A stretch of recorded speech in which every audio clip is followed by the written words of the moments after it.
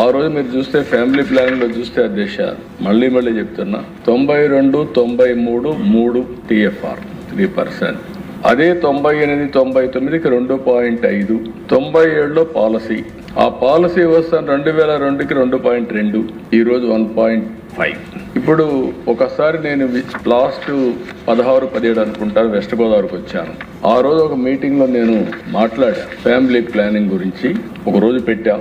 ఇప్పుడు family planning irrelevant అవుతా ఉంది, మనం మార్చుకోవాల్సిన అవసరం ఉంది, పాపులేషన్ ని ప్రమోట్ చేయాలని నేను మాట్లాడితే నాకు బాగా జ్ఞాపకం జయప్రకాష్ నారాయణ గారు నన్ను విమర్శించారు. ఇటీవల మళ్ళీ నేను మాట్లాడితే తమిళనాడు సీఎం మాట్లాడాడు.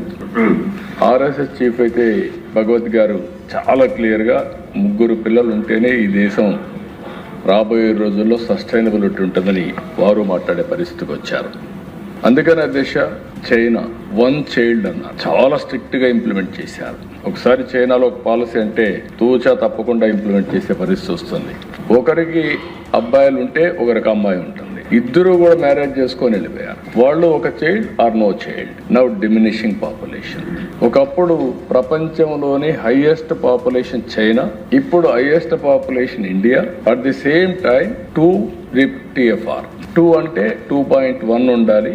యూపీ, బీహార్ ఆ 2 రాష్ట్రాల వల్ల ఈ రోజు పాపులేషన్ బ్యాలెన్స్ అవుతా ఉంది. సౌత్ ఇండియాలో మాత్రం నెగటివ్ గ్రోత్ స్టార్ట్ అయింది. ఇదే కంటిన్యూ అయితే సౌత్ ఇండియా మొత్తం ఇప్పటికి దీని రాజకీయ కోణంలో కూడా చూస్తున్నారు అధ్యక్ష కొంతమంది. అది కూడా ఉంటుంది.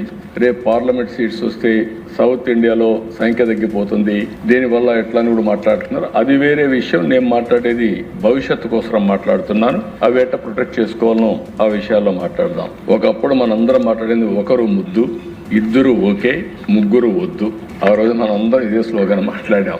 ఈ రోజు మనం మాట్లాడాల్సింది ఒకరు వద్దు, ఇద్దరు ఓకే, ముగ్గురు ముద్దు అని అందరూ కూడా మాట్లాడగలిగితే దానివల్ల అప్పుడు కంటే కూడా ఇప్పుడు కొంచెం కష్టంగా ఉంటుంది దేశం.